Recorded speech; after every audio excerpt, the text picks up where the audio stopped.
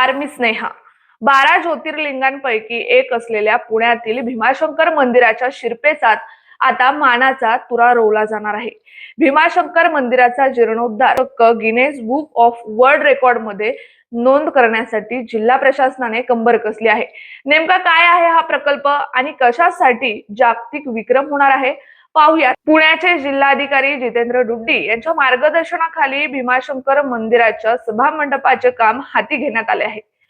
सुमारे 2750 चौरस फुटाचा हा भव्य सभा मंडप पूर्णपणे दगडी बांधकामात आणि पारंपरिक तंत्रज्ञानाचा वापर करून उभारला जाणार आहे. विशेष म्हणजे पुरातत्व विभागामार्फत देशात पहिल्यांदाच अशा स्वरूपाचे काम केले जात आहे. सर्वात मोठे वैशिष्ट्य म्हणजे याचा कालावधी अवघ्या 4 महिन्यात हे दगडातील बांधकाम पूर्ण करण्याचे उद्दिष्ट ठेवण्यात आले आहे. या सभा मंडपात एकूण 48 स्तंभ असतील. हे स्तंभ आणि त्यावरील कमानी केवळ 2 ते 3 दगडांच्या साहाय्याने उभारल्या जाणार आहे. मध्यभागी एक भव्य घुमट असेल, जो स्थापत्यशास्त्राचा एक उत्तम नमुना ठरणार आहे.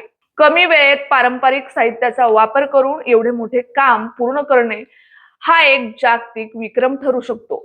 यासाठी लंडन येथील गिनेस बुक ऑफ वर्ल्ड रेकॉर्डच्या अधिकाऱ्यांशी प्राथमिक चर्चा झाली असून लवकरच एका विशेष सल्लागाराची नेमणूक करण्यात येणार आहे.